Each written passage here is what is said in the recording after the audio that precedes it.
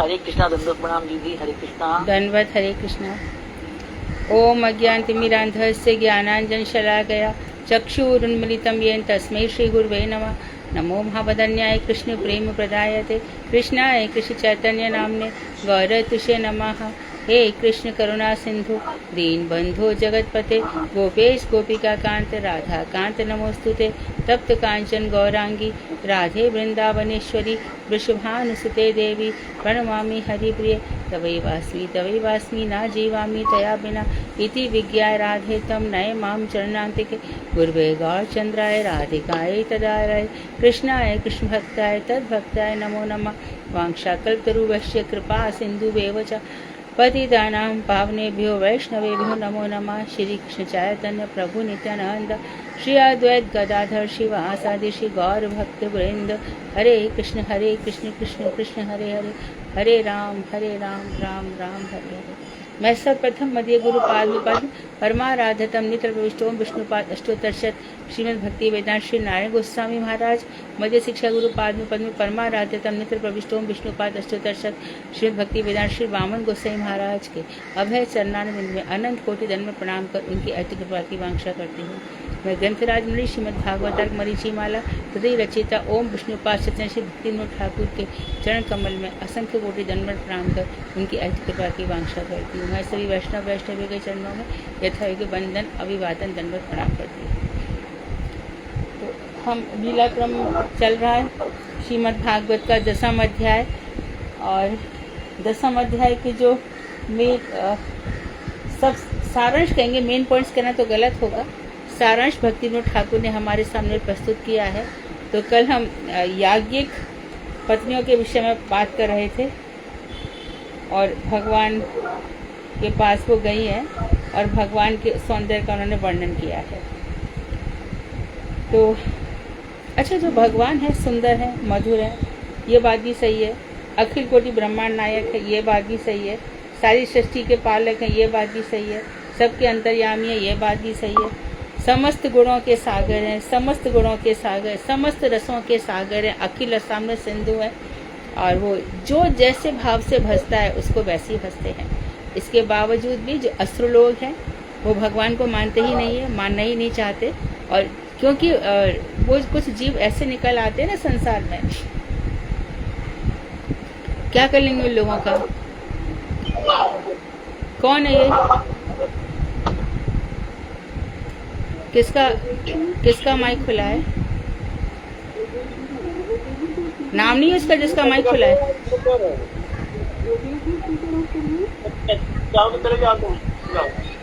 आप लोग उसका नाम लेना नहीं चाहते जिसका माइक खुला है? योगेश प्रभु जी का माइक। योगेश प्रभु, आपका माइक खुला हुआ है।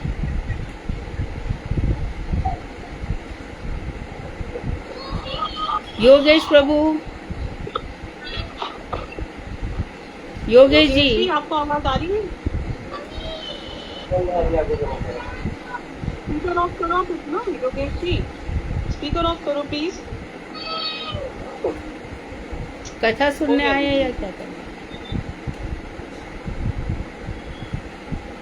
तो अब उन लोगों का क्या करोगे जिनको सुअर का मांस खाना ही अच्छा लगता है, जिनको कुत्ते का मांस खाना ही अच्छा लगता है, ऐसे लोगों का क्या किया जाए।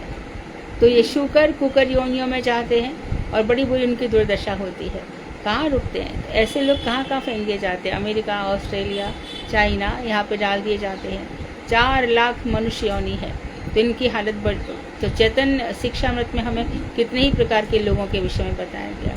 तो भगवान तक पहुँचने के लिए उनकी मति बुद्धि जो होती है ना, तो ये मन बुद्धि चित्त अहंकार, ये चारों चीज़, मैं कौन हूँ, इसका परिचय मनुष्य को होता ही नहीं है। इसलिए वो क्या करता है, जो देह शरीर इसी को मैं मान करके जो उसको दिखता है उसी का भोग कर लेता है, जो उसको दिखता है उसी को समझ लेता है। कुछ कहीं पे तालियां बज गई, कहीं पे वाहवाही हो गई, तो अरे कवि बहुत अच्छा है, चलो कविता बनाओ, अपन भी कविता जगत में कुछ लिख दें। क्या कविता गाई है ये देखो। और किसी ने रामायण को या रामचरितमानस की कथाओं को तोड़ मरोड़ के रखा, अरे इसके तो दिमाग बड़ा चलता है। अरे बेवकूफ, जो कथा है प्रारंभ से भगवान श्री राम जिन कथाओं के साक्षी हैं उनकी कथाओं को तू तोड़ेगा मरोड़ेगा? कैसे कैसे ट्विस्ट कर देते हैं। महाभारत की कथाओं में अपना अपना कितना दिमाग लगाते हैं। तो ये सब जो लोग हैं ये भगवान श्री कृष्ण की माधुर्य का आस्वादन नहीं करते। मरना तो उनको पड़ेगा, और जैसा कुकर्म है ऐसी योनियों में उनको जाना तो पड़ेगा।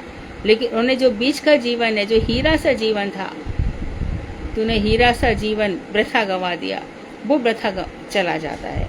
तो इसी क्रम में हम भगवान श्री कृष्ण की लीलाओं का चिंतन कर रहे हैं। और आज हमारा श्लोक नंबर है 88। Am I right? 87 दीदी। 87 ओके 87 खा। यज्ञ पत्नियों ने श्री कृष्ण को अन्न प्रदान किया, भोजन दिया तथा उनसे कृपा की प्रार्थना की। कृष्ण हम पर कृपा कीजिए। उनकी प्रार्थना सुनकर श्री कृष्ण ने कहा, हे सुंदरियों, देखो भगवान का संबोधन देखो, ऐसा नहीं कहा अरे मैयाओ, अरे ऐसा नहीं कहा श्री कृष्ण ने, बिल्कुल नहीं कहा। जो जिस भाव से भजता है वैसा ही। ये जो मैया और ये सब कहने की जो सभ्यता है ना, हमारे स्वामी महाराज ने विदेशियों को सिखाई, क्योंकि उनको 16 वर्ष के बाद उनकी मैया उनको घर से बाहर निकाल देती है, मैक्सिमम 18 साल के बाद। फिर 16 वर्ष ही होता है, उसके बाद वो जानते ही नहीं है कि स्त्री पुरुष उनके फर्क ही नहीं होता। 10 साल छोटी से विवाह करो, 20 साल बड़ी से विवाह करो। हमारे भारत की भी किसी एक्ट्रेस ने 10 साल छोटे से विवाह कर लिया, वहाँ ये सब माना ही नहीं जाता। बिल्कुल विधान नहीं, स्त्री है पुरुष है। भारत में भी ऐसा नहीं, विदेश में, भारत में भी ऐसा ही है। तो ये जो सभ्यता है, हमारे श्री कृष्ण बराबर सम्मान दिया। क्या कहा? हे सुंदरियों। आगे कहा, इस संसार में अपनी सच्ची भलाई समझकर कुशल कर्म करने वाले जितने भी बुद्धिमान पुरुष हैं, देखो ध्यान दो, भगवान किसके ऊपर उपालंब कर रहे हैं। भगवान कह रहे हैं कि हे सुंदरियों, हमारी बात सुनो। इस संसार में अपनी सच्ची भलाई समझने वाले, जितने कुशल कर्म करने वाले और जितने भी बुद्धिमान पुरुष हैं, वे मेरे प्रति ऐसी अहेतुकी और निरंतरमयी साक्षात भक्ति करते हैं। कौन कौन से? जो अपनी सच्ची भलाई चाहते हैं। एक वो कौन कौन से लोग कृष्ण बनाने वाले ध्यान देंगे। कौन भगवान की भक्ति करते हैं? जो अपनी सच्ची भलाई समझते हैं और जो कुशल कर्म करने वाले हैं, अर्थात कर्म योग। योग खाली कर्म नहीं, कर्म से जुड़ना है भगवान के साथ। कर्म योग, भक्ति योग, ज्ञान योग, सांख्य योग। न्याय में योग नहीं आता, जिस धर्म के साथ योग नहीं आता, इन सब के साथ योग आता है। तो जितने भी बुद्धिमान पुरुष हैं, वे मेरे प्रति ऐसी अहेतुकी और निरंतरमयी साक्षात भक्ति करते हैं। अहेतुकी अनकंडीशनल, मुझसे कुछ नहीं चाहते। देखो परीक्षित ने भगवान से क्या चाहा बताओ तो। हनुमान जी क्या चाहते हैं बताओ। प्रहलाद क्या चाहते हैं बताओ। ध्रुव ने चाहा तो आज तक पश्चाताप कर रहे हैं। तो मेरे भक्त मुझसे कुछ नहीं चाहते। भगवान तो कहते तुम मुझे मानो ना मानो, मेरे को क्या फर्क है। तू मानेगा तो मैं हूं, तू नहीं मानेगा तो मैं नहीं हूं क्या। हाँ, तब भगवान ने श्रीमद् भागवत में 26 या 27 स्थान पर कहा है कि मेरे भक्तों को मानो, मेरे भक्तों को मानो, मेरे भक्तों की सेवा करो, तो मैं बड़ा प्रसन्न हो जाता हूं। तो भक्त जान करके हनुमान जी की सेवा करोगे, तब तो हनुमान जी भी कृपा करेंगे और राम भी कृपा करेंगे। पर हनुमान को भगवान समझकर यदि करोगे तो अपराधी हो जाओगे, और हनुमान की नजरों में भी हम अपराधी हो जाएंगे। राम रसायन तुम्हारे पासा, सदा रहो रघुपति के दासा। तो इस तरह से भगवान के भक्तों की कथाएं होती हैं। तो हमारे यहाँ पूरे वर्ष आविर्भाव तिरोभाव तिथि होती है। क्यों होती है? कृष्ण की तो एक ही आएगी जन्माष्टमी, एक ही आएगी राधाष्टमी, ज्यादा से नरसिंह चतुर्दशी, ज्यादा महाप्रभु जयंती। महाप्रभु तो भक्त के रूप में आए, कितने होंगे? 6-7 दिन। लेकिन हमारे आविर्भाव तिरोभाव तो देखो कितने हैं। चाहे हमें रूप गोस्वामी कोई भी परंपरा हो, और सबको अपने गुरु का जन्मदिन, गुरु का तिरोभाव, गुरु का आविर्भाव दिवस, ये सब क्यों? इनको मनाने से भक्त बड़े प्रसन्न होते हैं।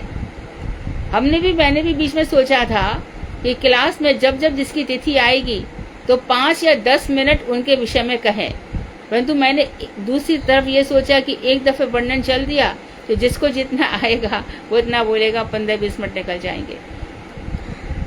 हमारे प्रभुपाद जी ने कहा है कि लाख लाख काम छोड़कर भी, कथाएं छोड़ करके भी हमें अपने महापुरुषों की कथाओं के विषय में कहना चाहिए।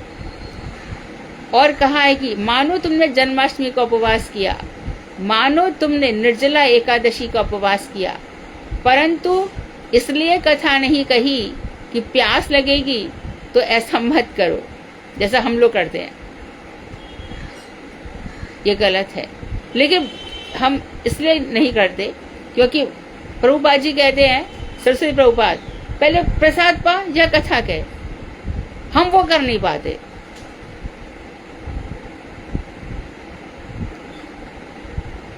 तो भक्तों के लिए ऐसा भगवान ने कहा है, तो वे मेरे प्रति ऐसी अहेतुकी और निरंतरमयी, लगातार कभी न छूटने वाली अनपायनी भक्ति करते हैं। जैसे कैसे करते हैं? जैसे प्रिया अपने प्रियतम के प्रति प्रेम करती है लगातार। जो सच्ची प्रिया है वो अपने प्रियतम से ऐसे ही प्रेम करेगी। आजकल ऐसी स्त्रियां दिखाई नहीं देती, ना पुरुष दिखाई देते हैं।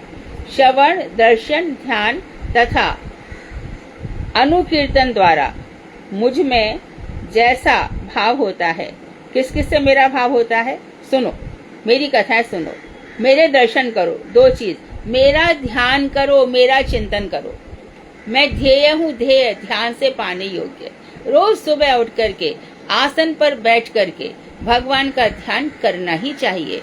जब आनी करते हो तो भगवान का श्री विग्रह सामने आना ही चाहिए। तभी जो क्लिंग आप भजते हो ना, तभी वो सिद्ध होगा, नहीं तो सिद्ध नहीं होगा। श्री कृष्ण का ध्यान करना चाहिए। तो अभी देखो यज्ञ पत्नियों ने कितना सुंदर भगवान का ध्यान किया। और हमारे श्री कृष्ण कैसे हैं? ब्रजेंद्र नंदन श्याम सुंदर, जो राधा कांत हैं, गोपीजन वल्लभ हैं। उनका ध्यान करो तथा उनका अनुकीर्तन करो। कथा कहो, सुनो, फिर दूसरों को सुनाओ, ये अनुकीर्तन है। जो मुझ में जैसा भाव, अनुकीर्तन द्वारा मुझ में जैसा भाव होता है, मैं सन्निकट रहने पर भी वैसा भाव, मेरे सन्निकट रहने पर भी, तो मेरी कथा सुनने से मैं तुम्हारे समीप हूँ, और मैं तुम्हारे समीप हूँ तो भी तुम्हारा मन नहीं लगेगा। लेकिन यदि तुम मेरी कथा सुन रहे हो, मेरा ध्यान कर रहे हो और मेरा चिंतन कर रहे हो, तो मैं तुम्हारे बहुत समीप हूँ। और कभी कभी मैं बहुत समीप होता भी हूँ, तभी तुम मुझे समझ नहीं पाते, नहीं समझ सकते।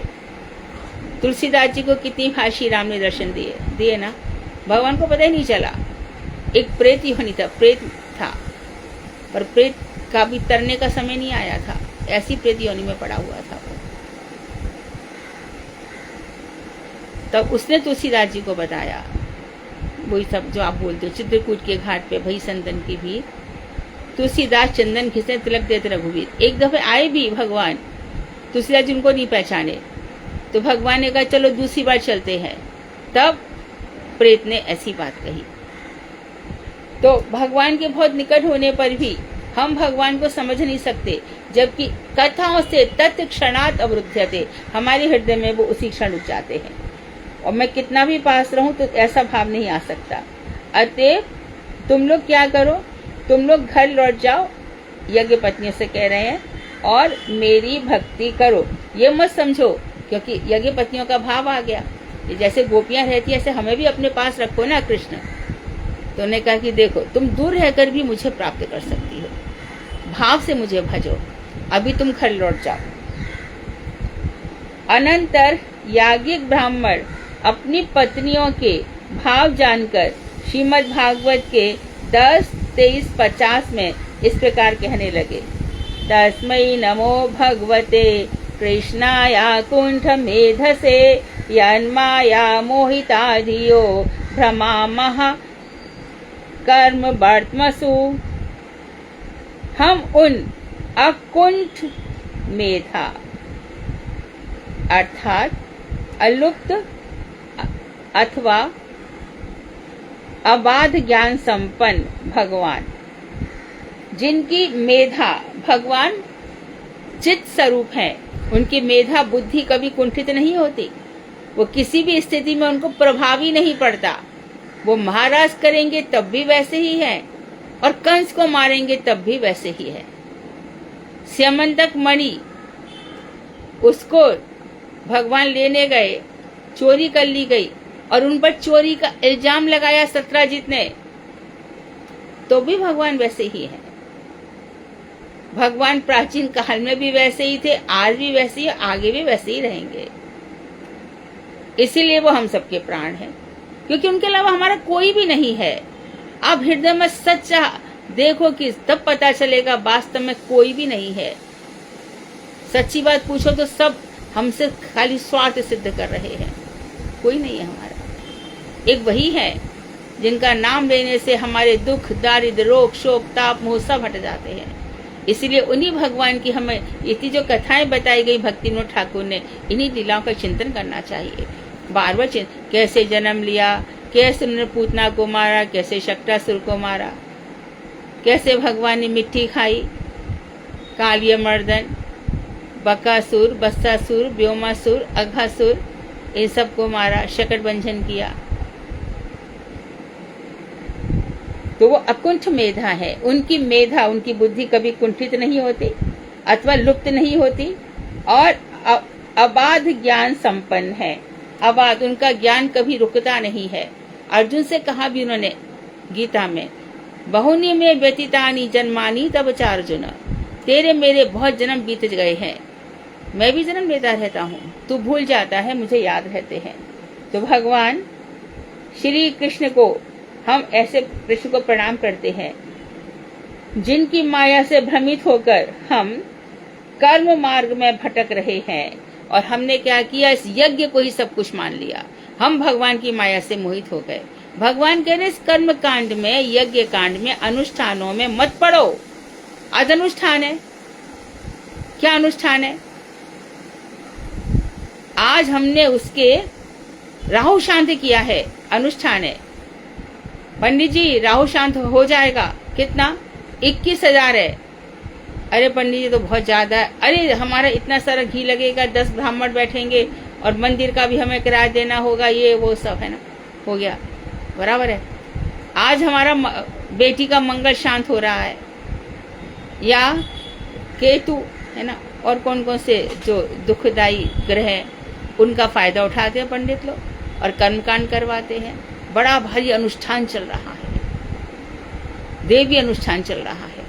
कोई पूछे तो सही इनसे, जरा दिमाग तो लगाओ, क्या कर रहे हैं अनुष्ठान में? अरे राहु, केतु, चंद्र, सूर्य सब श्री कृष्ण के नाम के आगे ये लोग सब महारात दिन प्रणाम करते हैं। जो भगवान श्री कृष्ण को प्रणाम करता है उसको ये लोग भी प्रणाम करते हैं। फिर कहां से राहु? अरे नहीं, राम को भी तो लगा था, उनके बन अरे उनकी लीला है। तो कर्म मार्ग में भटकने की जरूरत नहीं है। कर्म फल देगा। क्या फल देगा? बहुत दिनों तक अनुष्ठान चलेगा, फिर उसका कुछ फल मिल जाएगा और फल यदि अच्छा रहा तो ठीक है, नहीं अच्छा रहा तो ठीक है, उसको भोगना और पड़ेगा और भजन सब छूट जाएगा, कुछ भी नहीं रहेगा। तो बिल्कुल ये राहु केतु पंडितों को दिखाने की आवश्यकता नहीं है, कुछ भी नहीं होता। गुरुदेव तो बहुत ही चिल्लाते थे, बहुत ही चिल्लाते थे, बिल्कुल नहीं इस चीज पे विश्वास करते थे, क्योंकि भगवान श्री राम, भगवान श्री कृष्ण, भगवान श्री राम का नाम सब बाधाओं को। तो हम कर्म मार्ग में भटक रहे थे, क्या कर लेंगे? स्वा करके मैक्सिमम स्वर्ग मिल जाएगा, उससे ज्यादा तो कुछ नहीं मिलेगा। और क्षीण पुण्य, और पुण्य का क्षीण होने पर क्या होता है? इसी संसार में फिर गिर जाते हैं। इसलिए जितना हो सके भगवान का नाम पुकारना चाहिए। तो वो उन्होंने पुकारा नहीं, कर्म मार्ग में भटकते रहे। श्रीमद् भागवत 10-24, अब 24 अध्याय आ गया, और 28-30 में इंद्र की पूजा के विषय में श्री कृष्ण ने नंद महाराज से कहा। अब भैया देखो, अब इंद्र की पूजा आ गई। अब ये तो सबने देखा ही है।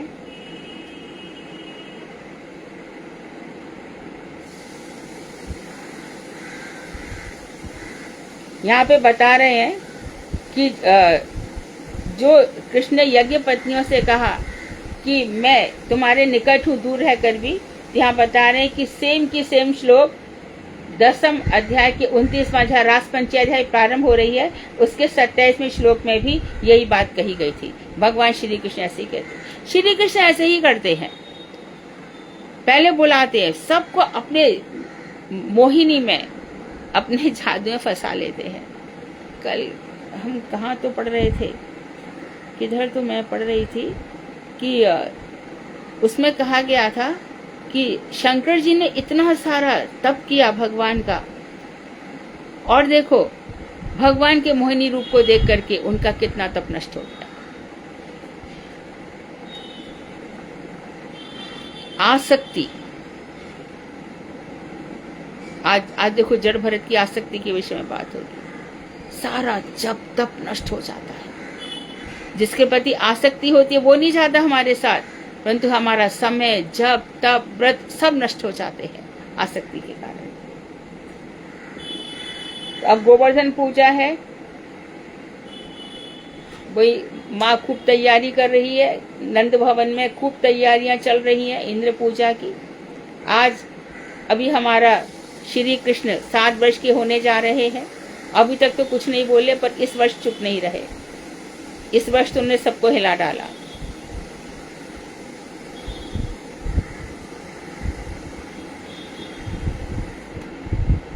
भगवान श्री कृष्ण कह रहे हैं,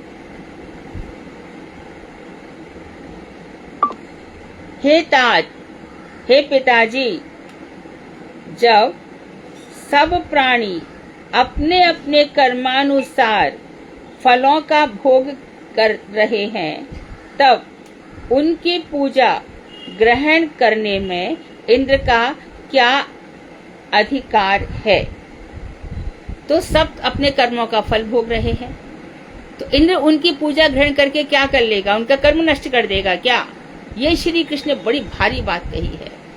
हम सब अपने अपने कर्म फल का भोग कर रहे हैं, और हम यदि देवी देवताओं की पूजा करते हैं, देवी देवता हमारे कर्मों का बिल्कुल नहीं। यदि हमारे जन्म जन्मांतर लिखे हैं तो देवी देवता उसको काट नहीं सकते, नवग्रह उसको काट नहीं सकते, बिल्कुल नहीं काट सकते।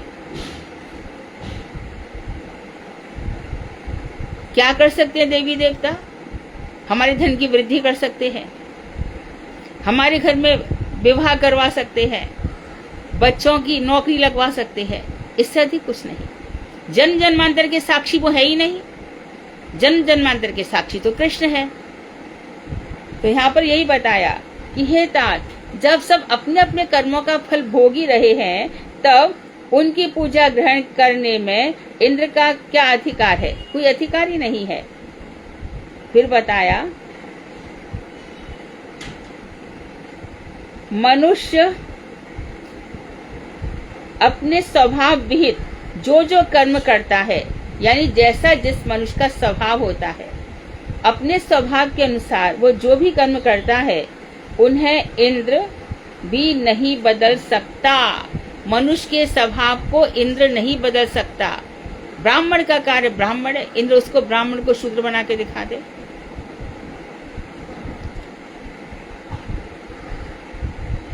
इंद्र के स्थान पर कौन आए थे? नहुष आए थे ना, और नहुष की जो कुदृष्टि पड़ी थी शची पर, अजगर बनना पड़ा था ना। तो ये लोग अपने स्वभाव को लेकर के पूरे ब्रह्मांड में घूमते रहते हैं, आजकल परसों, यानी इस युग में, इस काल में, उस काल में, और अपने कर्मों का फल भोगते रहते हैं। इसमें इंद्र कुछ नहीं कर सकता। तो जिसका जैसा स्वभाव है वो वैसे कर्म करेगा।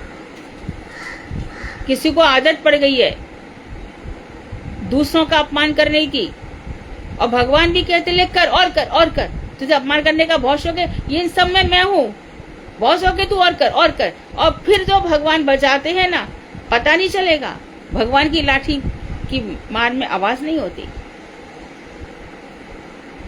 तो जितने पुण्य चल मैं इकट्ठे करके देता हूं, तू भोग ले जितना भी भोगना है।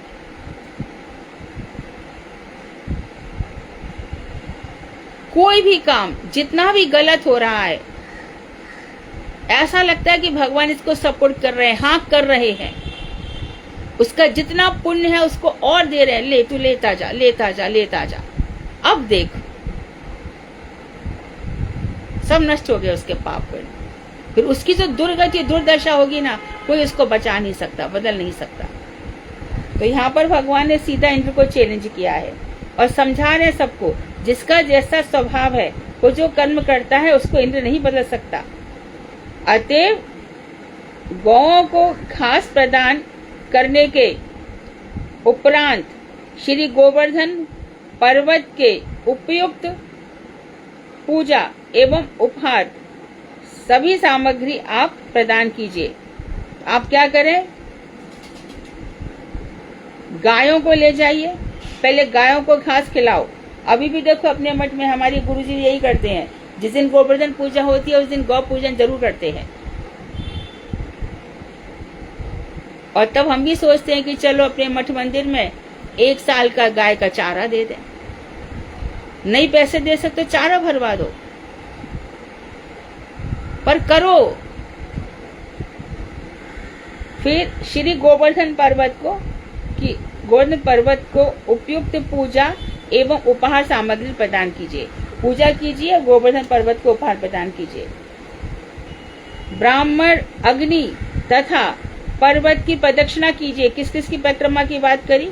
ब्राह्मणों की परिक्रमा कीजिए। मैं ब्राह्मणों को पूज्य मानता हूँ। क्यों? ये ब्राह्मण भक्ति का, ब्राह्मण किसको कहा गया है? जो ब्रह्म को, ब्रह्मम जानाति थी ब्राह्मणाः, जो ब्रह्म को जानता है उसको ब्राह्मण कहते हैं।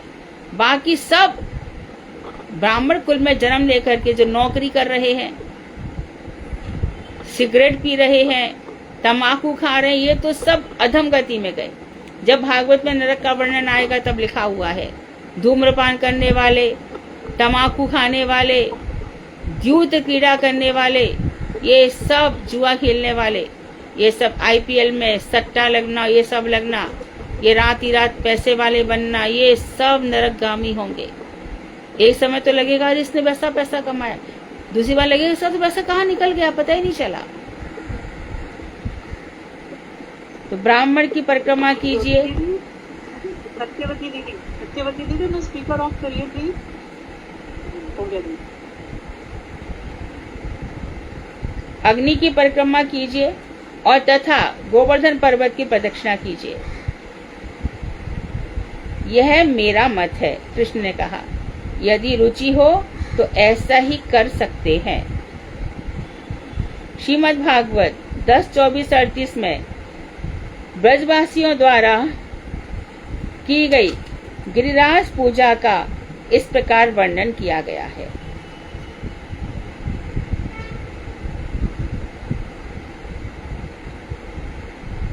इंद्रादि गोद्विजमखम वासुदेव प्रचलिताः यथा वियाह्यते गोपाः सह तृष्णा व्रजम ययुः। बहुत ही सुंदर वर्णन किया। तो देखो, गिरिराज गोवर्धन की पूजा हुई। गिरिराज गोवर्धन साक्षात रूप से श्री कृष्ण ने उनको अपना रूप प्रदान किया है और बड़े प्यार से भगवान श्री कृष्ण गिरिराज गोवर्धन में सब सामग्री कहाँ है मैया से सब लेके चलो, छकड़ों पे बैठाओ। ऐसा नहीं कहा कि भूखे प्यासे परिक्रमा करो, क्या आनंद ले लो। परिक्रमा क्या, जैसे कि हम अग्नि के फेरे लगाते हैं, ब्राह्मण कहता है वर वधू से परिक्रमा लगाओ। तो परिक्रमा किस बात का साक्षी है? कि अब तुम्हारा गठबंधन हो गया। इसी प्रकार से जब हम भगवान की परिक्रमा लगाते हैं तो इसका तात्पर्य होता है कि परिक्रमा की भगवान से हमारा गठबंधन हो गया। अब हमारी बात पक्की हो गई कृष्ण के साथ। कहते हैं गिरिराज जी की पूजा करने वाले जगन्नाथ जी का ये पांडु विजय यानी कि जगन्नाथ जी को रथ पर चढ़ता देख करके, और यमुनाष्टक को दिन में 3 बार पढ़ने वाले, इन सबको कभी मैया के गर्भ में दोबारा नहीं आना पड़ता।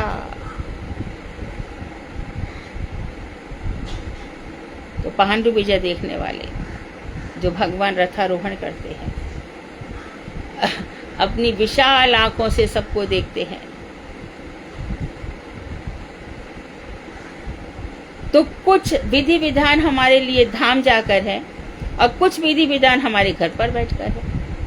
घर पर बैठकर जगन्नाथ स्तुति कीजिए, आज स्नान यात्रा है।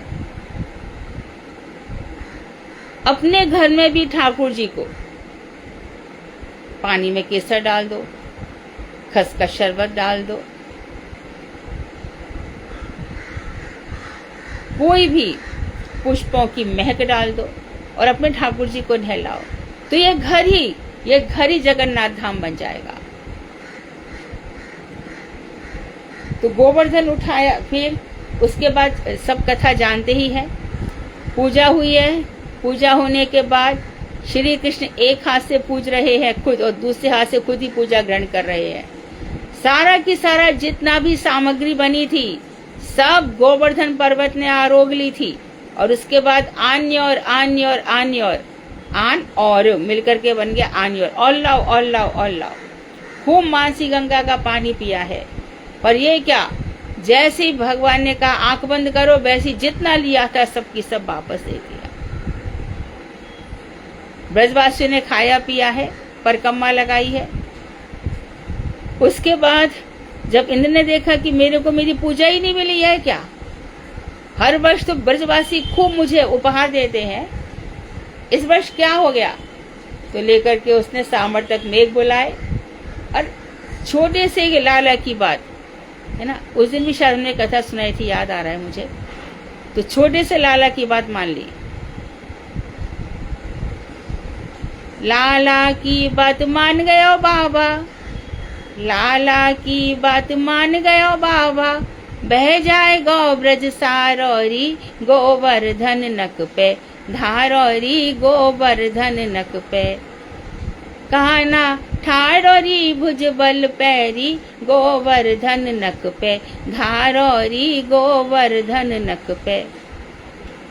फूली फूली फिरे जसोदा, गोपिन के घर घर पे, तनक तनक जाय देओ सहारो, मेरो काना बारोरी, गोवर्धन नक पे धारोरी, गोवर्धन नक पे। बड़ा सुंदर है ना, गोवर्धन धारण किया भगवान ने। कैसे किया, इतने बीच में जब खूब बरसात हो गई, गैयाएं रंभाने लगी, ब्रजवासी त्राही त्राही करने लगे, बाबा तूने छोटे से लाला की बात मान ली, जरा भी विचार नहीं किया। अरे जिस इंद्र की हम सदियों से पूजा करते चले आ रहे हैं, इंद्र की पूजा कैसे बंद करवा दे, ये बात तो सही नहीं कही महाराज, ये बात तो सही नहीं है। तो श्री कृष्ण ने अद्भुत लीला दिखाई। ये अलग बात है कि किशोरी जी का नेत्र उत्सव चला, भगवान को कभी देख रहे हैं, कभी किशोरी जी की आंखें झुक रही हैं, सखियां हैं, बड़े सुंदर हाव भाव चले। बहुत ही सुंदर वर्णन है। कहते यशोदा, आनंद वृंदावन चंपू में लिखा हुआ है, यशोदा कह रही है, अरे मधुमंगल, मेरा कन्हैया ऐसे बात करने वाला कभी नहीं था, तेरे साथ रह रह करके ऐसी बातें बनाना सीख गया है। अब देख क्या हुआ, तू देख कैसे लाला के हाथ लाल पड़ रहे हैं। अरे मैया तू घबरा क्यों रही है, तेरे लाला के हाथन पे गिरिराज जी ना खड़ो, जे हमारे लट्ठन पे खड़ो है। कन्हैया तू हाथ हटा ले लाला। कन्हैया ने हाथ हटाया, अपने लट्ठे लगाए, तो 1 सेकंड भी गिरिराज जी नहीं रहे। तो बहुत सुंदर कथा है मानसी गंगा पे। इन गिरिराज जी को उठाया गया, भगवान ने गिरिराज पर्वत धारण किया। गिरिराज जी षोडश उपचार सेवा कर रहे हैं श्री कृष्ण की। और यदि राधा कुंड में ये जो पढ़ोगे ना, रघुनाथ दास गोस्वामी ने निज निकट निवासम देही गोवर्धन तम, ये गोवर्धन दशकम जो लिखा है उसमें साफ वर्णन किया है कि राधा कुंड में गिरिराज गोवर्धन सखी के रूप में है। यदि उनके अंदर सखित्व नहीं होता तो इतनी सुंदर सेवा भी नहीं कर सकते थे। वहाँ कनराएं बिछ रही हैं, वहाँ शयन ग्रह बिछे हुए हैं, वहाँ गुफाएं बन रही हैं, वहाँ सरोवर है, झरने हैं, पुष्प है, उद्यान है। जब हमारे ठाकुर को प्यास लगती है तो वहाँ पर सुंदर पानी है। तो इस तरह से गिरिराज गोवर्धन की कथा का आज वर्णन हम पढ़ रहे हैं। उसी फिर सबको याद आएगा इसी गिरिराज गोवर्धन को माधवेंद्रपुरी गौ माता जहाँ गाय अधिक दूध देती है भगवान श्री कृष्ण ने, उसके बाद गिरिराज गोवर्धन निकाले गए। अन्नकूट महीनोत्सव चला। अन्नकूट अवश्य ही करना चाहिए अपने घर में, साल में एक बार। मानो उस समय ब्रज में चले जाते हो, अन्नकूट में सहयोग करते भी हो, परंतु ध्यान रखो तुम्हारे घर के ठाकुर जी चाहे वो चित्रपट पे क्यों ना हो, उनका अन्नकूट अवश्य ही करना।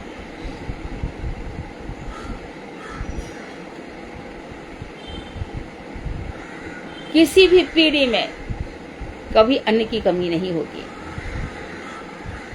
अन्न की बरसात होगी। इस प्रकार श्री कृष्ण के परामर्श उन्होंने सलाह दी के अनुसार गोपों ने गिरिराज गोवर्धन गौ तथा ब्राह्मणों की विधि पूर्वक पूजा संपन्न की। पहले अभी तो मेरे गुरुदेव हम सबके मस्तक पर जितने भी कितने सारे यात्री होते थे, हजार। पता नहीं गुरुजी को कहाँ से इतनी ताकत इतनी शक्ति आती थी कि मैं सोचती थी महाराज जी थक नहीं जाएंगे। गुरुदेव थक, अरे चलो तुम चलो आगे। एकदम ऐसे सबके सिर पर हाथ रख रहे हैं, सबके सिर पर जो भोजन सामग्री है ले जा रहे हैं हम अन्नकूट की, सबके सिर पर खुद रखते थे। बड़ी खुशी से जाओ आगे जाओ। कभी कभी हम ऐसे खुश, महाराज जी बैंड बज, तो महाराज जी बोले अरे हमारे कीर्तन वाले बहुत है, महाराज जी बैंड बजेगा तो अच्छा लगेगा। हाँ हाँ हाँ बजाओ, बैंड बजाओ। तो गुरु जी को इतना भाव आता था। इसी प्रकार से राधा अष्टमी पे जब हम चाव लेकर के जाते थे, हम लोग बम्बई से भी कभी कभी चाव लेके जाते थे, गुरु जी हर चाव को अपने मस्तक पर ग्रहण करते थे, इतना सम्मान देते थे वो। और जो चाव लेकर के आ रहे तो कहते थे इनके ऊपर से फूल बरसाओ। तो यदि सेवाएं सीखनी है तो भक्तों से सीखनी है। कृष्ण आगे थोड़ी सिखाएंगे, वो तो आगे महाप्रभु बनकर, और बस क्या सिखा रहे हैं। महाप्रभु ने उस सब जगन्नाथ यात्रा का किया, बाकी समय तो विरह में ही रहे ना।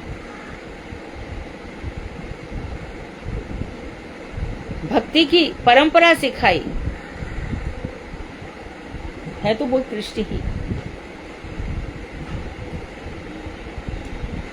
तथा फिर सभी लोग श्री कृष्ण के साथ ब्रज में लौट आए।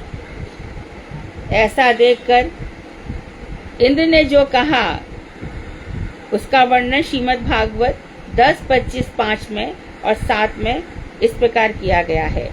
वाचालम वालिशम, और कैसा है, स्तब्धमज्ञम पंडिताभिमानिनम कृष्णम मर्त्यमुपाश्रित्य गोपा में चक्रुरप्रियम। अहो, इन सारे गोपों ने एक बाचाल अर्थात बकवाद करने वाला छोटा सा बच्चा और बालिश अर्थात बाल स्वभाव वाले, स्तब्ध अविनीत अर्थात जिसको बड़ों की मर्यादा नहीं आती, ऐसे कृष्ण को अंदर गालियां दे रहा है। देखो क्या क्या शब्द कहा, वाचाल कहा, बालिश कहा, स्तब्ध कहा, और क्या कहा, अज्ञ मूर्ख कृष्ण के लिए कहा, और पंडित अभिमानी, जानता कुछ नहीं है और अपने को बड़ा पंडित समझता है।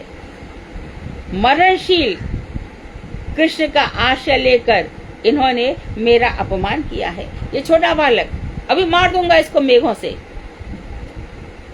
ये इंद्र कह रहा है। मैं अभी नंद गोष्ठ को नष्ट करने के लिए ऐरावत पर चढ़कर ब्रज में जा रहा हूँ। श्रीमद् भागवत 10, 25, 17, 19 और 23 में श्री गिरिराज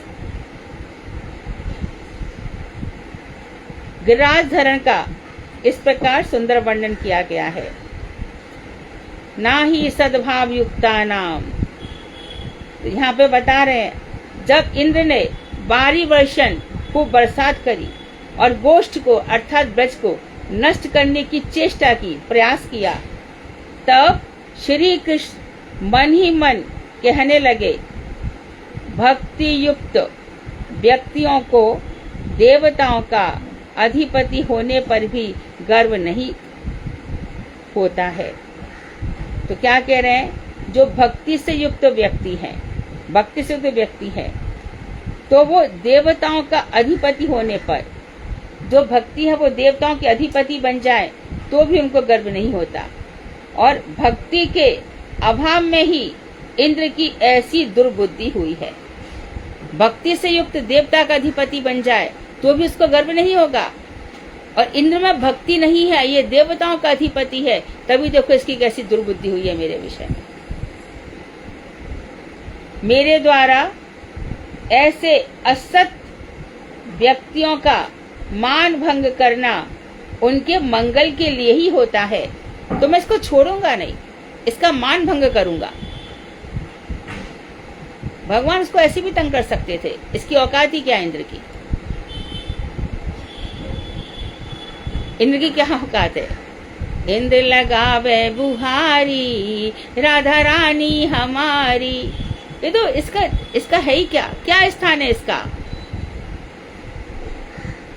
ऐसा कहकर एक हाथ से गोवर्धन पर्वत को उठाकर उसे उसी प्रकार भगवान ने अनायासी लीला पूर्वक अपने हाथ को ऊपर उठाकर धारण कर लिया, जिस प्रकार एक छोटा सा बालक बरसाती छत्ते के पुष्प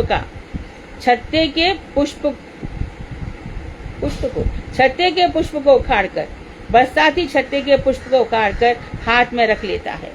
बरसाती छत्ते का पुष्प, ये मशरूम को कहते हैं क्या, बरसाती छत्ते का पुष्प, जिससे बरसाती छत्ते है ना, हाँ, उस पुष्प को उखाड़ करके भगवान ने ऐसे अपने हाथ में रख लिया। श्री कृष्ण ने भूख, प्यास तथा अपने सुख की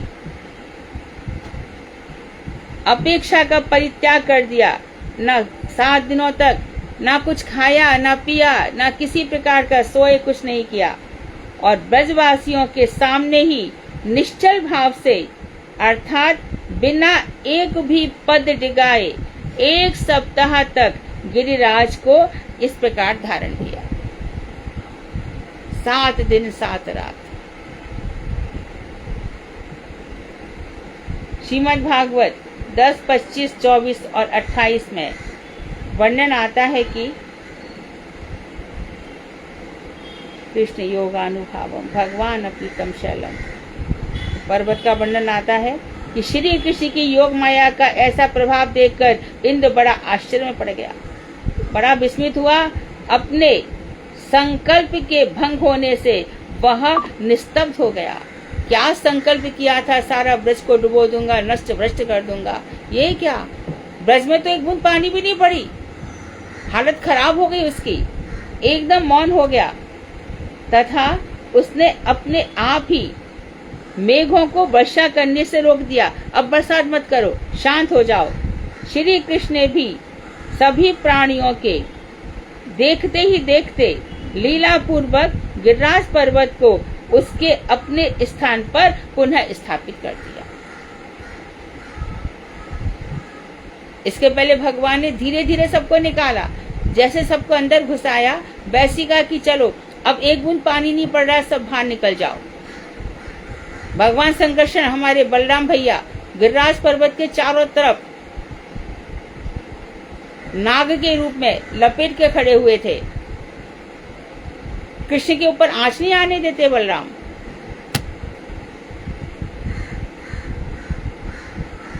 श्री कृष्ण के बल से अवगत नहीं होने के कारण गोपों ने विस्मयान्वित होकर श्री नंद से कहा कि हमें तुम्हारे पुत्र के विषय में कुछ शंका हो रही है।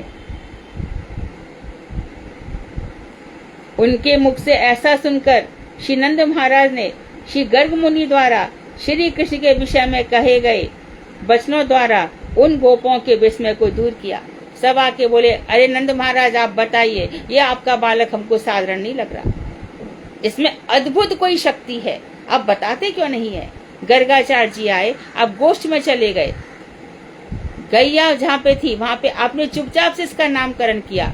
अरे उन्होंने इसका कुछ भविष्य तो बताया होगा, बड़े भारी भविष्य वक्ता है, आप हमसे छुपा क्यों नहीं रहे, क्यों रहे, आप बताते क्यों नहीं है। तो जब उन सब ने किया तब गोपों ने श्री नंद महाराज और श्री कृष्ण की विस्मय को दूर किया। तब गोपों ने श्री कृष्ण महाराज की पूजा की तथा प्रार्थना करते हुए जो कहा वो श्रीमद् भागवत है।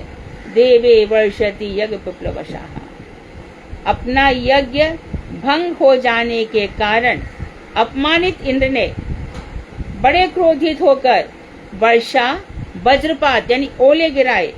वज्रपात बड़े मोटे मोटे रॉक्स जिसको बोलते हैं, और ओलों की बौछार की और प्रचंड आंधी के द्वारा ऐसा उत्पात उपद्रव मचवाया करवाया कि ब्रज के पशुपाल पशु रक्षक तथा स्त्रियां अत्यंत व्याकुल हो गईं। उस समय उनके एकमात्र शरण स्वरूप श्री कृष्ण ने उनके देखते ही देखते कृपा पूर्वक मुस्कुराते हुए खेली खेल में गिरिराज गोवर्धन को उसी प्रकार एक हाथ से उठाकर धारण कर लिया, जिस प्रकार एक छोटा सा बालक खेली खेल में एक बरसाती छत्ते के पुष्प को उखाड़कर धारण कर लेता है। इस प्रकार इंद्र का मान भंग करके कृपालु श्री कृष्ण ने सारे ब्रज की रक्षा की और ब्रज की गैयाओं के इंद्र श्री गोविंद हम पर प्रसन्न हो। तो यहाँ पे ये भी कहा है, तो गैयाओं के रक्षक इंद्र ने भगवान को गोविंद नाम दिया। कृष्ण तत्व को जानने के उपरांत इंद्र ने प्रणत होकर जो कुछ कहा वो उसका यहाँ पर वर्णन है। तो इंद्र आया, ऊपर से आया, पहले तो डर गया, ब्रह्मा जी के पास पहुंचा। ब्रह्मा जी से कहा कि मेरे से बहुत बड़ी गलती हो गई, मैंने तो बड़ा भारी उनके साथ बैर मोल ले लिया और ब्रज में उत्पात मचवा दिया। वहाँ तो कुछ भी नहीं हुआ, बाल भी वहाँ का नहीं हुआ, अब मैं क्या करूँ, वो तो मुझे कहीं का नहीं छोड़ेंगे, आप मुझे बचा लो। ब्रह्मा जी ने कहा पागल है क्या, किससे टकराया है तू, मैं भी ऐसी गया था, गैया चुराई बच्चे चुराए, अरे मैं तब तो देखा तक नहीं, तू उनसे टकरा दिया ऐसे, अब क्या करे, तो सुरभि लोक में जा। गैया को देख करके वो प्रसन्न हो जाते हैं। सुरभि गैया को लाया गया, उनको आगे चल के भगवान सुरभि को देख करके प्रसन्न हो गए। और उसके बाद ऐरावत हाथी को लेके गया, उसकी सूंड में ऊपर से ही बिरजा नदी का कलश लेकर के आया। उस कलश में मोती जड़े थे, रत्नों से बना हुआ था, स्वर्ण कलश था। उसी से भगवान श्री कृष्ण का अभिषेक किया और उनका नाम गोविंद रखा। गोविंद मतलब गाय, गोविंद मतलब वेद, गोविंद मतलब सब इंद्रियां। तो इस प्रकार से गैयाएं, गोवर्धन, इन सब के जो अधिपति हैं उनको गोविंद कहा जाता है। इंद्र ने उनका नाम दिया। आज भी गोविंद कुंड पे कभी कभी तो बड़ी सुंदर, वहाँ पे अद्भुत, कभी कभी ऐसा लगता है कि एक बार हम कई लोग थे, हाथ में जल लिया, बड़ी जबरदस्त सुगंध आ रही थी उसमें। समझ जी, आपको याद है? बहुत बहुत अच्छी सुगंध। हाँ, आगे आगे एकदम इतनी सुगंध आ रही थी और काफी देर तक रही। हम लोग बार बार हाथ सूंघ रहे।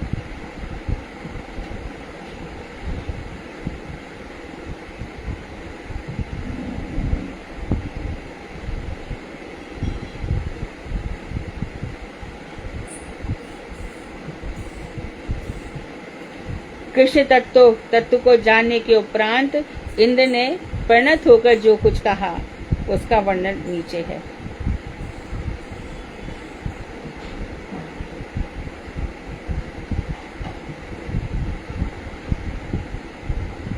तो ये प्रसंग करके हम इसको शेष करेंगे।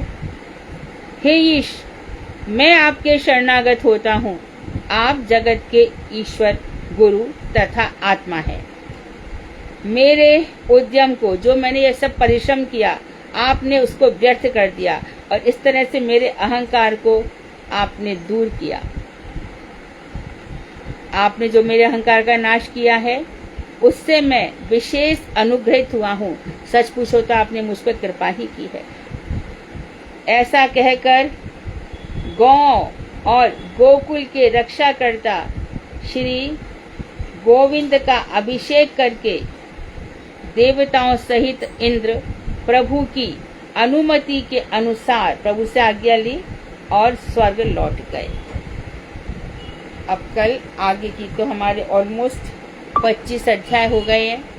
26 सत्यचीरण की लीला नहीं हुई। 26 में एकादशी के दिन, द्वादशी पे वरुण लोग चले जाएंगे,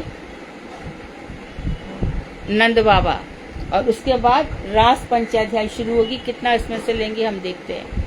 वांक्षाकर तरुवैश्य कृपा सिंधु बेवचा पतितानां पावनेभ्यो वैष्णवेभ्यो नमो।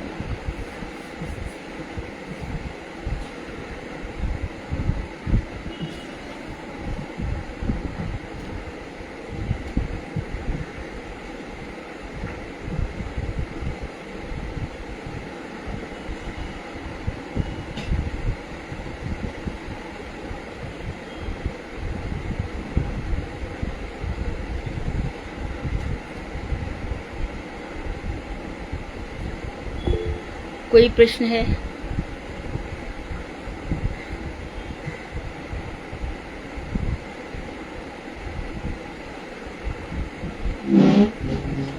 कोई प्रश्न नहीं है तो श्रीमद् भागवत।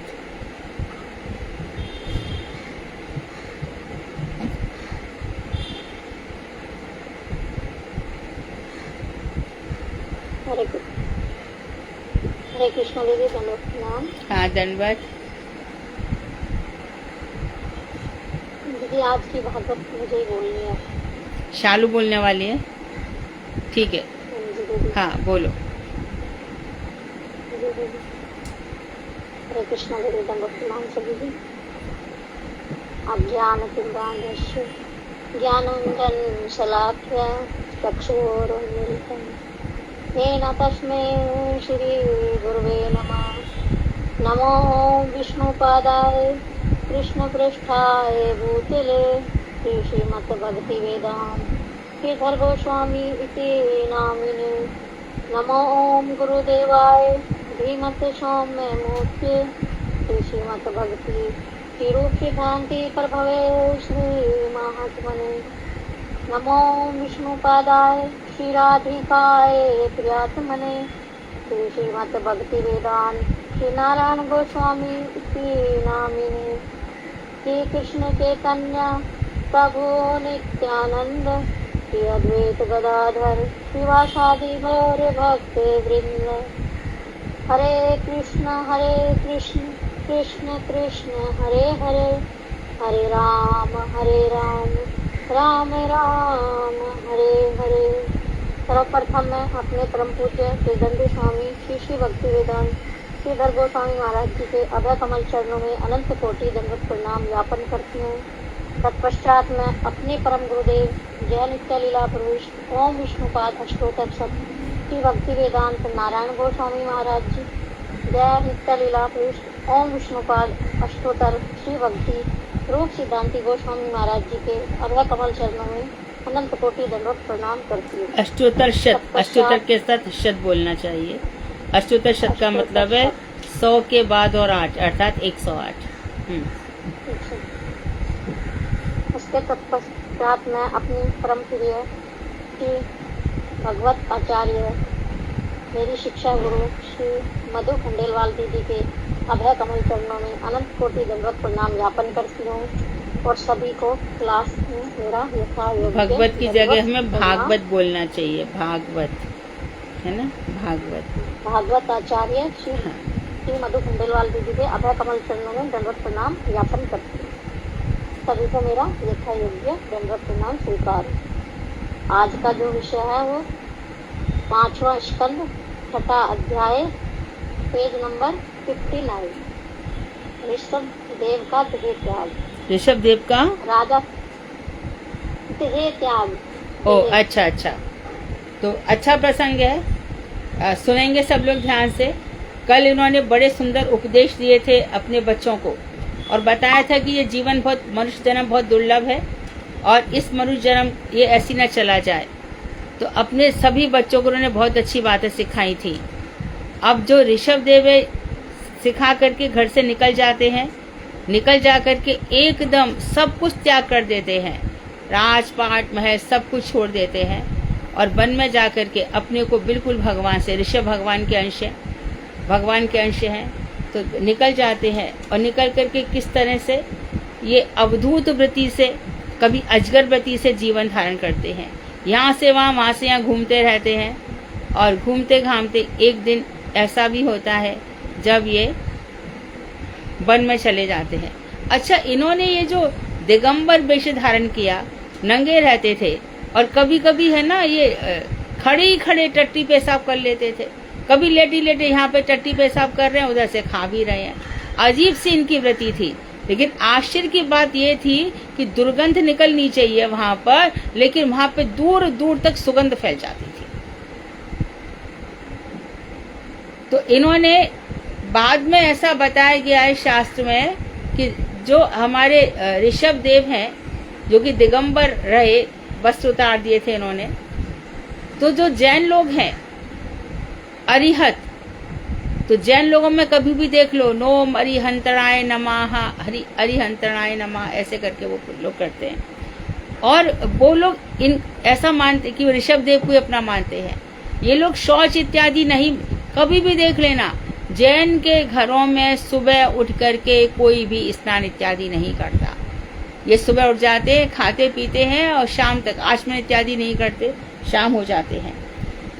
बड़े भारी वो बनते हैं परंपरावादी। इनके घर में जब ये 28 चलेगी ना, ये 8 दिन का ये सब होगा जैन का, तो उस समय इनके घर में लाइट नहीं जलेगी, और जगह जलेगी बच्चों के रूम में, पर जहाँ पर वो बैठ जाएगी वहाँ पे मोमबत्ती चला के बैठ जाएंगे। देखो इतना दिखावा करते हैं।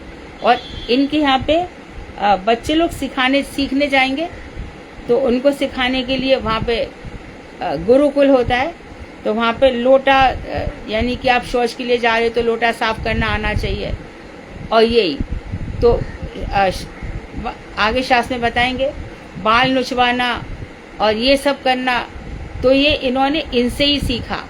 बाकी सब कुछ तो सीखा, लेकिन शास्त्र और श्री वो ऋषभ देव श्री कृष्ण के अंश हैं, और किस तरह से उन्होंने अपने बच्चों को ट्रेन किया वो सब इनसे नहीं सीखा। हाँ शालू बताओ।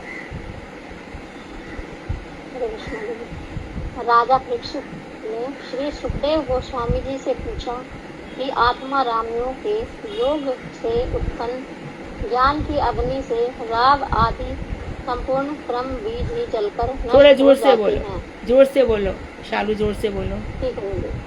उनके पास योग सिद्धियां यदि खुद आते हैं तो भी वे तब उनके लिए कष्ट प्रदान करने वाले नहीं होते। फिर भगवान ऋषभ देव ने उन सिद्धियों को मना क्यों किया? तब उनके जवाब में श्री सुखदेव गोस्वामी ने कहा, आपने यह सब सच ही कहा है, लेकिन इस जगत में रहते हुए महात्मा भी अपने चंचल मन पर विश्वास नहीं करते, क्योंकि इसको काबू करना वायु से भी दुष्कर है।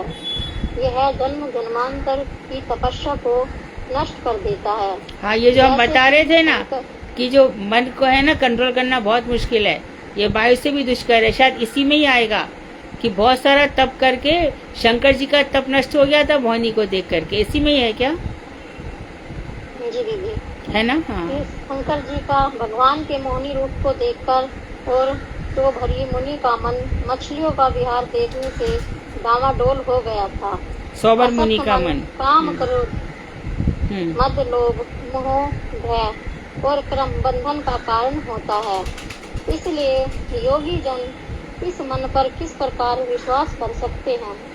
ऋषभ देव लोकपालों के शिरोमणि होते हुए भी अपने ईश्वरीय प्रभाव को छिपाने के लिए उन्होंने अवधूत वेश धारण कर वे जड़ के समान रहे। उन्होंने योगियों को देह त्याग प्रक्रिया की शिक्षा देने के लिए अपने शरीर को त्याग करने की इच्छा करके अपने अंशी वासुदेव से खुद को अभिन्न जानकर और माया से मुक्त होकर लिंग देह अभिमान को त्याग दिया, जिस कारण उन्हें संसार में वापस नहीं आना पड़ा। यही नहीं, जो ऋषभदेव जी के द्वारा बताए गए मार्ग का अनुसरण कर इस सूक्ष्म देह का त्यागते हैं, उसे इस जगत में पुनः वापस नहीं आना पड़ता। ऋषभदेव देह अभिमान से तो पहले ही त्याग चुके थे, फिर भी अपनी अवतार लीला को प्रकट करने की इच्छा के फल स्वरूप उनकी देह इस पृथ्वी पर विचरण कर रही थी। इस प्रकार घूमते घूमते एक बार में दक्षिण कर्नाटक के कोकण, वैकुंठ और कुटक आदि स्थानों से हाँ, इन स्थानों पर चले गए थे। कुटक अंचल के पास एक उपवन में पहुँचे, जहाँ की उन्होंने अपने मुंह में पत्थर के टुकड़े डालकर केस बिखेर कर दिगंबर वेश धारण कर घूमने लगे। उसी समय उस उपवन में तेज हवाओं के चलने से बांसों के पृष्ठ पर रगड़ने पर भयानक अग्नि उत्पन्न हुई। उसमें ऋषभदेव की देह वह सारे मन को जला दिया। हे राजन, कलयुग में ऋषभदेव की परम उत्तम लीला को सुनकर कोकण, कोक और वैकुंठ देश का जैन राजा अरिहत उनके आचरणों का अनुकरण करेगा। तब कलयुग में अधर्म प्रबल होने पर राजा अरिहत वैदिक नियमों को छोड़कर अपनी बुद्धि से वेद विरुद्ध का यानी सब इनका लेगा, पर वेदों पर विश्वास नहीं करेगा कलयुग में। ये जैन धर्म के ऊपर पूरा आक्षेप है। पाखंड पूर्ण जैन आदि धर्म प्रचार करेगा। तभी जैन धर्म की शुरुआत हुई तथा नास्तिक इस धर्म का अनुसरण करते हैं, जिसके कारण लोग अपने अपने वर्ण आश्रम विधि निषेध शास्त्र व्रत स्नान संध्योपासना रूपी पवित्रता एवं आचार को छोड़कर मनमाने ढंग से कुव्रतों का पालन, स्नान न करना, केश मुछवाना, अपवित्र अवस्था में रहना आदि अनाचारों का पालन करेंगे। कलयुग के प्रभाव से लोगों की बुद्धि नष्ट हो जाएगी, जिस कारण वे वेद, ब्राह्मण, भगवान, भागवत का सम्मान नहीं करेंगे। अज्ञानता के कारण ये लोग वैदिक धर्म का अनुसरण न कर अवैदिक, नवीन और मनमानी प्रवृत्ति में विश्वास करेंगे और जिसके फल स्वरूप घोर नरक में गिरेंगे। ऋषभदेव का ये सब जैन नरक में जाएंगे भागवत के अनुसार। रजोगुण से परिपूर्ण लोगों को मोक्ष की शिक्षा देने के लिए हुआ था। शास्त्रों के ज्ञाता भगवान ऋषभदेव के गुणों की चर्चा इस प्रकार करते हैं। अहो, 7 समुद्र से घिरी इस पृथ्वी में बहुत से द्वीप और वर्ष हैं, जिसमें भारतवर्ष ही पुण्यशील देश है, जिसमें लोग भगवान वासुदेव के ऋषभदेव आदि मंगलमय अवतार चरित्रों का गान करते हैं। अहो महाराज, प्रियव्रत के वंश में पुराण पुरुष भगवान श्री नारायण ने ऋषभदेव के रूप में अवतार लिया और परम फलों से मुक्ति दिलाने वाले नष्कर्मीय धर्म का आचरण किया था। अहो, क्या ऋषभदेव के मार्ग पर अन्य कोई योगी क्या मन से चल सकता है? जिस योग सिद्धियों को प्राप्त करने के लिए योगीगण प्रयासरत रहते हैं, उन्हें ऋषभदेव ने अपने आप प्राप्त होने पर भी स्वीकार नहीं किया था। हे परीक्षित, भगवान ऋषभदेव का यह चरित्र मनुष्यों के पापों को नष्ट करने वाला है तथा मंगलमय कार्य है। वे समस्त वेद लोक, देवता, गौ और भक्तों के परम गुरु हैं। जो भी उनके इस चरित्र को सुनेगा या सुनाएगा, उसको शुद्ध भक्ति प्राप्ति होगी।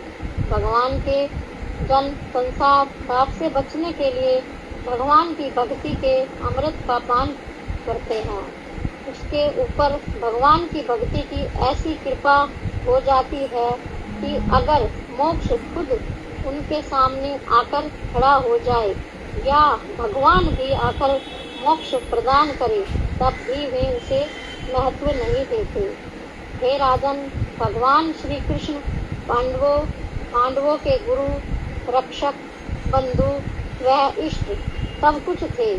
तब भी भक्त वत्सलता के कारण उनके सारथी, सेवक, दूत भी बन जाते थे। भगवान का भजन करने पर मोक्ष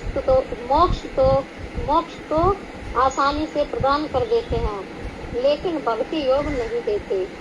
हे परीक्षित, ऋषभ देव को स्वरूप अनुभूति की, इसके अतिरिक्त उन्हें किसी अन्य पुरुषार्थ की इच्छा नहीं थी। जो जीव नश्वर देह, ग्रह आदि में आसक्त होने के कारण अपने विवेक को खो चुके हैं, उन पर कृपा करने के लिए उन्होंने भगवत तत्व का निर्भय होकर उपदेश दिया। मैं भगवान ऋषभ देव को बार बार नमन करती हूँ। हरे कृष्ण दीदी। हरे कृष्ण कृष्ण कृष्ण हरे हरे, हरे राम राम राम हरे हरे। तो इस तरह से भरत जी का चरित हुआ। अब इनके वंश में हमारे ऋषभ देव का चरित हुआ। अब इनके वंश में आ जाएंगे भरत जी। तो 3 चैप्टर्स में ऋषभ देव का चरित हुआ, ये सोच के रखो। तो भरत जी आ जाएंगे, भरत जी के विषय में। ठीक है, कीर्तन। दीदी कीर्तन मैं करूँ? हाँ गाओ। जय जय राधा कृष्ण गोविंद गोपाला, नंद दुलाला यशोदा दुलाला। जय जय देव हरे, जय जय देव हरे, जय जगन्नाथ हरे। चित्त कमला कुच मंडल, कृत कुंडलये, ललिते ललिते वनमाल, ललिते ललिते वनमाल। जय जय देव हरे, जय जय देव हरे, जय जगन्नाथ हरे। दिन मणि मंडल मंडाना, भव खंडन, मुनि जन मानस हंस, मुनि जन मानस हंस। जय जय देव हरे, जय जय देव हरे, जय जगन्नाथ हरे। काली अविषधर रंजन, जन रंजन, यदुकुल नलिन दिनेश, यदुकुल नलिन दिनेश। जय जय देव हरे, जय जय देव हरे, जय जगन्नाथ हरे। मधु मुर नरक विनाशन, गरुड़ासन, सुरकुल के निधान, सुरकुल के निधान। जय जय देव हरे, जय जय देव हरे, जय जगन्नाथ हरे।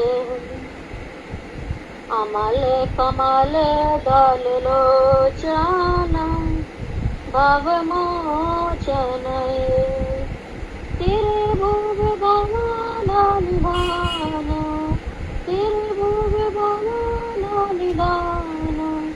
जय जय देव हरे, जय जय देव हरे जय जगन्नाथ हरे जनक सुता कृत भूषण चित दूषण समर समित दस कंठ समर समित दस कंठ जय जय देव हरे जय जय देव हरे जय जगन्नाथ हरे अभिनव जलधर सुंदर कीर्त मंदर चिरमुख चांद्र चकोरा राधा कृष्ण युगल किशोर जय जय देव हरे जय जय देव हरे जय जगन्नाथ हरे तब चरणे प्रणाम वियमिति भावे कुरुकुशलं प्रणतेषु कुरुकुशलं प्रणतेषु जय जय देव हरे जय जय देव हरे जय जगन्नाथ हरे गिरिजय देव कृन्दाम कृतमोदम मङ्गलगीतं मङ्गलगीतं जय जय देव हरे जय जय देव हरे जय जगन्नाथ जय जय राधा कृष्ण गोविंद गोपाल नंद दुलाल यशोदा खिलाल जय जय देव हरे जय जगन्नाथ जय बलदेवा सुभद्रा देवी जय जय जगन्नाथ जगन्नाथ बलदेव सुभद्रा सुदर्शन चक्र ज्योति बहुत सुंदर गाया। मांक्षक पूर्वश्य कृपा सिंधु पतितानां पावनेभ्यो वैष्णवेभ्यो। हरे कृष्णा दीदी दंडवत प्रणाम। हाँ दंडवत। हरे कृष्णा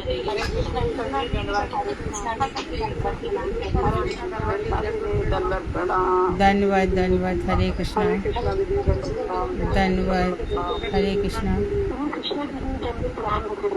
धन्यवाद धन्यवाद हरे